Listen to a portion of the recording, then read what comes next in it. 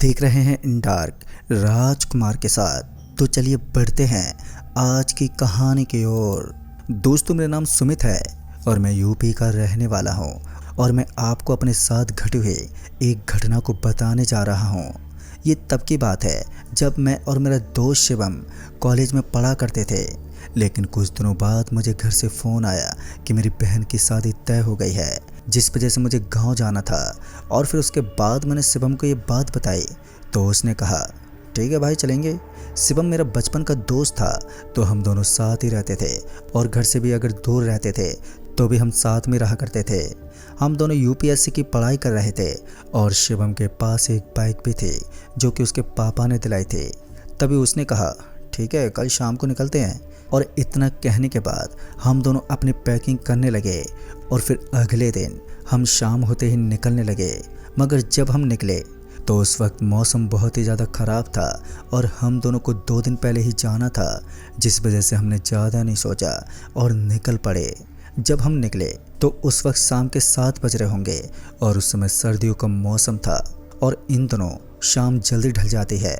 और हम लोगों ने जब आधा घंटे का रास्ता तय किया कि तभी रास्ते में बादलों की गड़गड़ाहट ज़ोरों से शुरू हो गई। फिर हम समझ गए कि अब बहुत ही तेज़ बारिश होने वाली है। हमने इतना भी बोला ही होगा कि तभी ज़ोर से बारिश शुरू हो गई और साथ ही एक तेज़ हवा भी। फिर थोड़ी देर के बाद मौसम कुछ ज़्यादा ही तेज़ होने लगा, जिस वजह से हमें सर छुपाने के लिए कोई जगह चाहिए थी। फिर उसके बाद हम इधर उधर देखने लगे और थोड़ा आगे जाने के बाद हमें एक स्टेशन दिखा और उस स्टेशन पर आग जल रही थी। उस आग को देखते हमने सोचा कि कोई ना कोई वो जगह ज़रूर होगा और हमें उस वक्त काफ़ी ठंड लग रही थी, जिस कारण हमने बाइक को जल्दी साइड में लगाया और उस स्टेशन की तरफ जाने लगे। और जब उस स्टेशन पर हम भीगते पहुँचे तो हमने देखा कि एक आदमी उस जगह पर आग जलाए बैठा हुआ है और वहाँ पर और भी लोग स्टेशन पर बैठे हुए थे। फिर जब हमने उनसे पूछा कि आप कौन हो, तो उन्होंने बताया कि मैं यहाँ का स्टेशन मास्टर हूँ। और उसकी ये बात सुनने के बाद हम दोनों उसके पास बैठ गए और खुद को सुखाने लगे। हम फिर स्टेशन मास्टर से बात करते रहे और साथ ही हम बारिश रुकने का इंतज़ार भी करते रहे, मगर बारिश तो रुकने का नाम ही नहीं ले रही थी। और फिर कुछ समय के बाद वहाँ काफ़ी रात भी हो गई, मगर इस बारिश को पता नहीं क्या मंजूर था। मैंने इतना सोचा ही होगा कि तभी उस स्टेशन पर किसी ट्रेन ने हॉर्न मारा और उसके बाद एक ट्रेन उस स्टेशन पर आई। और जब हमने उस ट्रेन की बोगी में देखा तो हमने पाया कि उस ट्रेन की बोगी तो खाली पड़ी हुई है, मगर उस ट्रेन की एक बोगी से शॉल ओढ़े हुए एक लड़की उतरी और फिर वो वहीं खड़ी रही। और फिर जब ट्रेन चली गई तो वो लड़की उन लोगों के पास जाने लगी जहाँ पर 5 लोग बैठे हुए थे। तभी हम दोनों उस लड़की की तरफ देखने लगे, मगर उस स्टेशन मास्टर ने पता नहीं क्यों अपनी गर्दन को नीचे लटका रखा था। अब हमारी तो समझ से बाहर था, लेकिन फिर उसके बाद वो लड़की उन लोगों के पास जाकर बैठ गई। अब हमारे दिमाग में यही चल रहा था कि ये लड़की इतनी रात को इस स्टेशन पर क्यों उतरी है। हम दोनों ये सब सोच ही रहे थे कि तभी एकदम से वो 5 लोग बेहोश हो गए।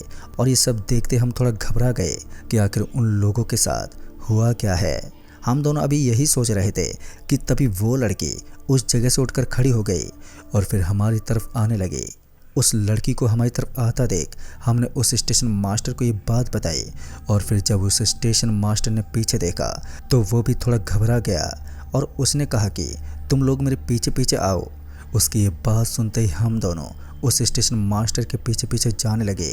और उसके बाद वो स्टेशन मास्टर हमें वहीं एक रूम में ले गया और रूम के अंदर जाने के बाद उन्होंने अंदर से गेट बंद कर दिया। पर जैसे उन्होंने गेट बंद किया कि तभी हमने कहा कि क्या हुआ, आप गेट क्यों बंद कर रहे हो। तो उन्होंने कहा कि तुम बस शांत रहो और यहीं पर सो जाओ, सुबह होते ही तुम यहाँ से निकल जाना। दोस्तों, उसकी बात सुनते ही शिवम ने कहा, पता नहीं यार इन्हें क्या हुआ है, शायद उस लड़की की वजह से ही ये हमें यहाँ पर अंदर लेकर आए हैं। ये बात तो हमारी भी कुछ समझ में नहीं आई। अब जैसा उस स्टेशन मास्टर ने कहा था वैसा ही हमने किया। हम दोनों सोने लगे, मगर जैसे हमारी आंख लगी कि तभी किसी ने गेट को ज़ोर से खटखटाया। गेट के खटखटाते ही हमारी आंख एकदम से खुल गई।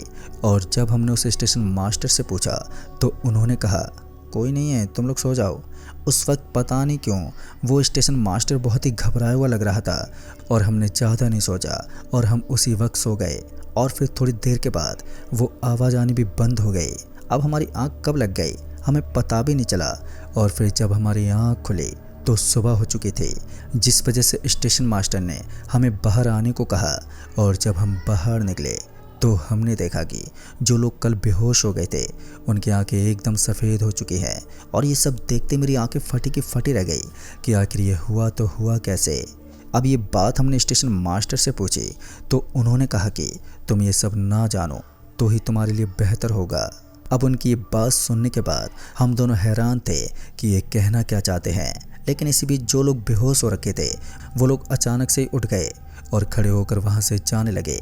और उनको अचानक ही वहाँ से जाता देख हमने स्टेशन मास्टर से पूछा तो उन्होंने कहा कि ये लोग अपना रास्ता खुद ढूंढ लेंगे, इन्हें कहाँ पर जाना है ये चले जाएंगे, तुम बस इन्हें टोकना मत। फिर वो लोग थोड़ा दूर जाने के बाद हमारी आंखों से कब ओझल हो गए हमें पता भी नहीं चला।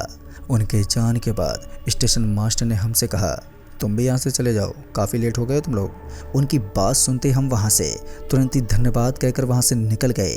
और दोनों रास्ते पर यही सोचते रहे कि वो लड़की कौन थी और उसने ऐसा क्या किया जो उन लोगों की आंखें पूरी सफ़ेद हो गई। और यही सब सोचते सोचते हम गांव के अंदर पहुंच गए। और गांव पहुंचने के बाद जब हमने गांव के लोगों से उस लड़के और स्टेशन के बारे में पूछा तो उन लोगों को कुछ भी पता नहीं था। फिर हमने भी किसी से उस बात का ज़्यादा जिक्र नहीं किया। और फिर हम शादी के काम में इतने ज़्यादा बिजी हो गए कि वो बात हमारे दिमाग से निकल गई। दोस्तों फिर जब शादी होने के बाद जब हम लोग गांव से वापस से शाम को निकलने लगे तो उस वक्त रात के तकरीबन 7:30 बज रहे होंगे कि तभी हम लोगों ने घर वालों को बाय बाय किया और फिर गांव से बाहर निकल पड़े। इसके बाद हम काफ़ी दूर आ गए थे, मगर जब हम उसी स्टेशन के पास पहुंचे तो तभी शिवम ने बाइक को रोका और कहा यार चल आज पता करते हैं कि आखिर उस लड़की ने ऐसा क्या किया था जो वो लोग बेहोश हो गए थे। इस पर मैंने शिवम को मना भी किया कि यार रहने देते हैं, वैसे भी उस दिन तो हमने देखा ही था कि उस लड़की ने उन लोगों के साथ क्या किया। मगर शिवम की जिद की वजह से मुझे वहाँ जाना पड़ा। और फिर शिवम ने बाइक को स्टेशन के प्लेटफार्म में लगा दिया। और जब प्लेटफार्म पर पहुँचे तो हमने देखा कि आज वो स्टेशन पूरा खामोशी से भरा हुआ था और दूर दूर तक अंधेरा ही छाया हुआ था। तभी शिवम ने कहा कि आज वो स्टेशन मास्टर कहाँ गया। फिर मैंने कहा चल छोड़ना यार, वैसे भी यहाँ कोई नहीं है। और ये कहकर हम वहाँ से जाने लगे। लेकिन जैसे हम वहाँ से जाने लगे कि तभी हमें ट्रेन की हॉर्न सुनाई दी। ट्रेन का हॉर्न सुनते ही शिवम वहीं पर रुक गया और फिर इसके बाद ट्रेन स्टेशन पर आ गई। फिर ट्रेन के रुकते वो लड़की शॉल को ओढ़े हुए आज फिर से ट्रेन से नीचे उतरी। मगर जैसे वो लड़की ट्रेन से नीचे उतरी तो ट्रेन वहाँ से चली गई। ट्रेन के जाने के बाद जब हमने उस लड़की की तरफ देखा तो हमारी आंखें फटी की फटी रह गई, क्योंकि आज उस लड़की के हाथों से खून निकल रहा था। और साथ ही जब वो अपना कदम आगे रख रही थी तो उसके पैर से खून के निशान बनते जा रहे थे। दोस्तों ये खौफनाक नज़ारा देखते ही हमारे अंदर खौफ पैदा होने लगा। लेकिन उस लड़की ने जब हमारी तरफ गर्दन को घुमाया और हमारी तरफ आने लगी तो हम लोग और भी ज़्यादा डरने लगे। उस औरत को हमारी तरफ आता देख हम दोनों ने बाइक को स्टार्ट किया और उस स्टेशन से बाहर निकल गए और बाइक को तेज़ी से भगाने लगे। और फिर जब हम दोनों रेलवे फाटक पर पहुंचे तो हमने देखा कि स्टेशन मास्टर वहां से जा रहे थे। उनको वहां से जाता देख हमने उनको आवाज़ लगाई और हमारी आवाज़ को सुनते ही उन्होंने पीछे मुड़कर देखा और फिर हम लोग उनके पास पहुंच गए। फिर जब उन्होंने हमारा चेहरा देखा तो उन्होंने कहा कि क्या हुआ तुम्हें। हमारी बताने से पहले ही जब उन्होंने पीछे देखा तो उन्होंने पाया कि वो लड़की हमारे पीछे आ रही है। और ये देखते उन्होंने हमसे कहा यार तुम लोग बकलोल हो, कैसी हरकत की है तुमने ये। फिर हमने उनको सारी बात बताई तो उन्होंने हमारी बात सुनने के बाद कहा अब ये ऐसे पीछा नहीं छोड़ेगी और अब तुम लोगों को बमरीपुर गांव में जाना होगा, क्योंकि ये लड़की उस गांव के अंदर नहीं जा सकती। हमने स्टेशन मास्टर को बाइक पर बिठा लिया। फिर हम लोग उनके बताए गए रास्ते पर चलते रहे और जब हम बमरीपुर गांव पहुंचे तो उस स्टेशन मास्टर ने कहा कि यही गांव है और इसके अंदर चले जाओ। तभी हमने देखा कि वो गांव पूरा वीरान पड़ा हुआ है। फिर जब हम एक घर के पास रुके तो घर के बाहर हमें एक बूढ़ा आदमी नज़र आया और उसके साथ 2 और लोग भी थे। फिर हम लोग बाइक से नीचे उतरे और उनके पास गए। फिर जब उस लड़की के बारे में हमने बताया तो उन्होंने हमारी बात सुनने के बाद कहा कि वो लड़की किसी आदमी के वश में है। वो आदमी जो कहता है वही वो लड़की करती है। कहते हैं कि जब वो लड़की एक गांव में रहती थी तो उससे किसी गांव के लड़के से प्यार हो गया था, लेकिन जिस लड़के से उससे प्यार हुआ था वो लड़का आम लड़का नहीं था, वो एक तांत्रिक था और वो काफ़ी लड़कियों को वश में करता था। मगर जब इस लड़की को उससे प्यार हुआ और फिर कुछ ही दिनों बाद उस लड़की के घर वालों को इस लड़की के बर्ताव में बदलाव आने लगे।